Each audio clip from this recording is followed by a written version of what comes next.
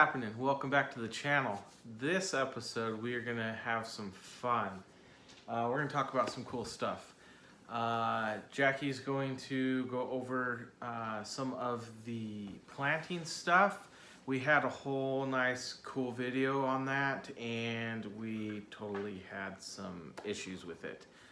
So we are going to just kind of quickly go over what we did and what the plans are. Jackie's going to show you some of the plants and explain what we do for our springtime planting.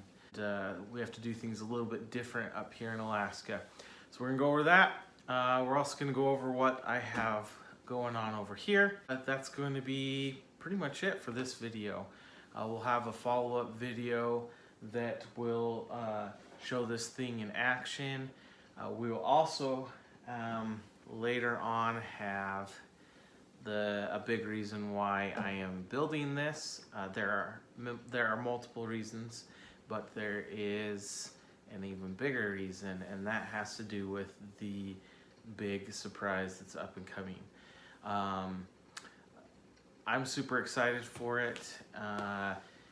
We're having to delay it. I was hoping to have it by now, but with everything going on, shipment and everything has been delayed. So I'm not gonna get it for another couple weeks, but that's fine because it allows some preparation for things, and that's a good thing. So let's get right into it. We are going to go straight over to Jackie with the plants. Hi guys, I wanted to go over a couple of things. We did some planting and now we have plants that I need to transplant into a bigger cup. So I wanted to show you here all the plants that we planted. Our last video didn't end up working out, so I am going to show you on this video. We planted all these plants and I am getting ready to go ahead and transplant them into a bigger cup. So here I've got my peppers. We planted a couple different kinds of peppers. I've got my beefsteak tomatoes here. Let's see what else here. Let's start over here. I've got my sage here. I've got mint. I've got celery. I've got pumpkin. I've got more nasturtiums in here. I've got ground cherries. I've got my good nasturtium here. Here I've got tomatillos right here. I've got more peppers here. I've got black beauty squashes in this next one. I've got broccoli in this one. I've got spaghetti squash. I've got cabbage. I've got crookneck squash. I've got, what else is, the Swiss chard is here, and then my zucchini is here. So this is what we've got planted so far, and I'm going to go ahead and transplant them into just some solo cups because they need more space to grow. So I will get on doing that. There we have it. There's my pumpkins. We'll get on all the other ones and hopefully we'll have a better setting for all of them and they can grow a lot better. So make sure as you go along you're gonna want to transplant them because they're not going to, you won't be able to transplant them just from hardening them from those little cells.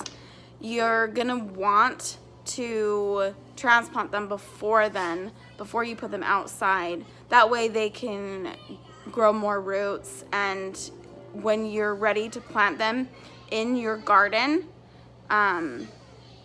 they will have more roots to plant in the ground instead of just small roots that have all kind of crumbled into one cell. So I will show you as soon as I am done. Thanks. Okay, so I transplanted one pumpkin.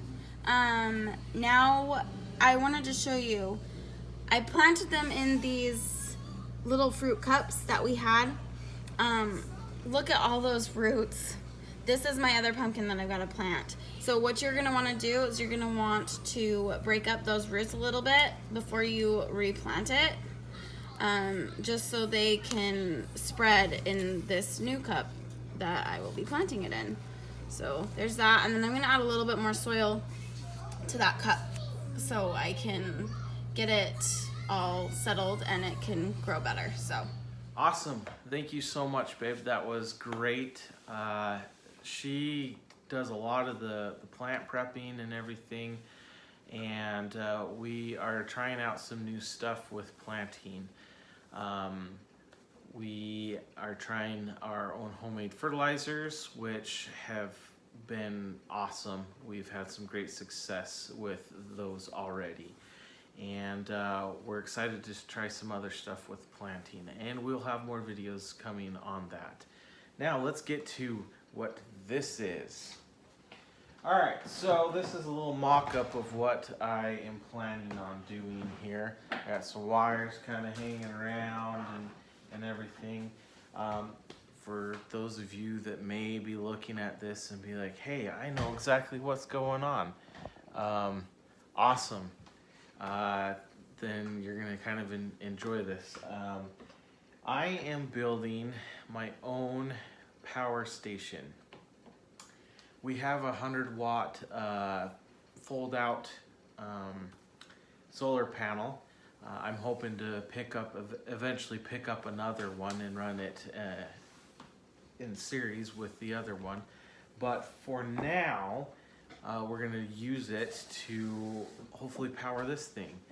I'm looking at picking up a couple of batteries. With how expensive the lithium batteries have gotten and shortages, we also live up here in Alaska, it's hard to get some of these things. I was looking at getting the Yeti power station, and the one that I was looking at was right around 400 watt hours, and it was gonna run me like 500 bucks. That's pretty expensive. I was looking at it with my buddy, and he says, you know what, I bet you that you can build one yourself for a lot cheaper. So that's what we're doing. Here I have a 12 volt 100 watt inverter, and so on one side you got the plugs, you have some digital displays. On the other side you've got dual fans and your positive and negative cables. I also have picked up a charge controller and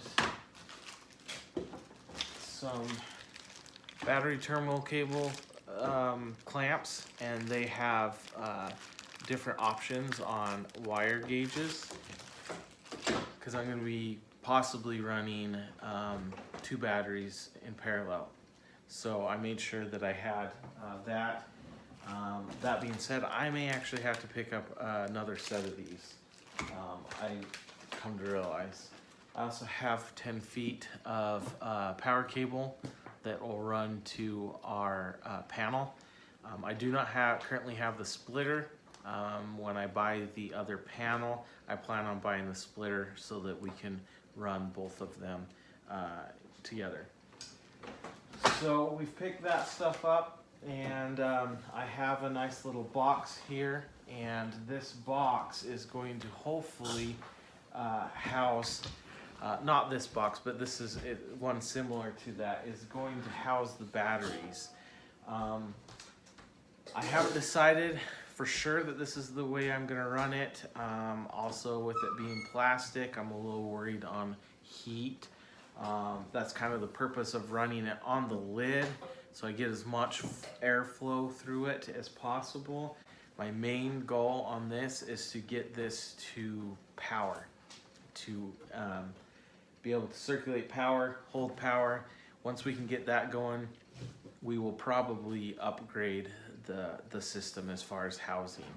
But for now, this is kind of the mock-up. I'm looking at getting a little bit deeper container to house the batteries and everything. So the plan is kind of for now to run the inverter on the top, take the cables, we'll drill holes in the lid, the cables will go in. The charge controller here will be on the outside, and those cables will go in and then into the battery, and then we'll have the ones going out. We'll have these ones that will be going out to our solar panels.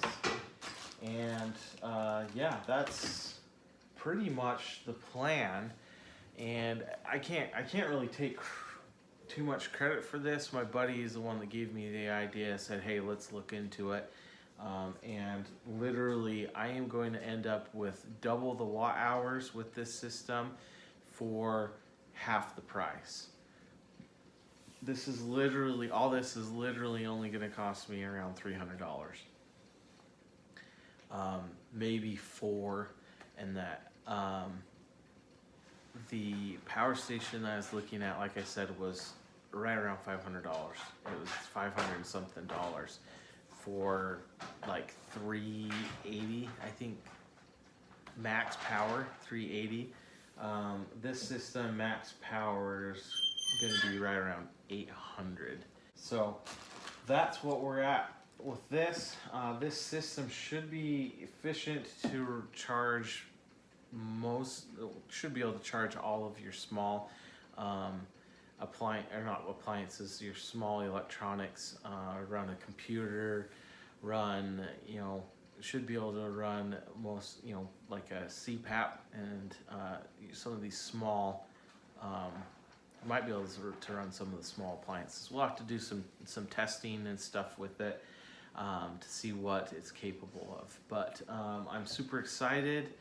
I can't go into more detail on one of the reasons why I'm building this, but honestly, the biggest reason is so that we have some portable power. We like to go camping.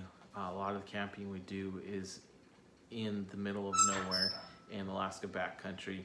I should be able to take this and use this for hunting and everything else. And building it in a box like this, as it gets cold, this allows me to be able to insulate the batteries, and I'm going to get a big enough box where I can put some sort of separator between the batteries and that, and I can stick this inside, and so it can be all encompassed in one. But I plan on being able to insulate it and everything, so that in the colder temperatures we can keep things warm. It gets cold enough where we will probably have to put some hand warmers down inside to try and maintain the temperature for the batteries. But yeah, we're super excited to be able to build this and get this thing up and working. And in a couple weeks, you guys will see another reason why I'm building this.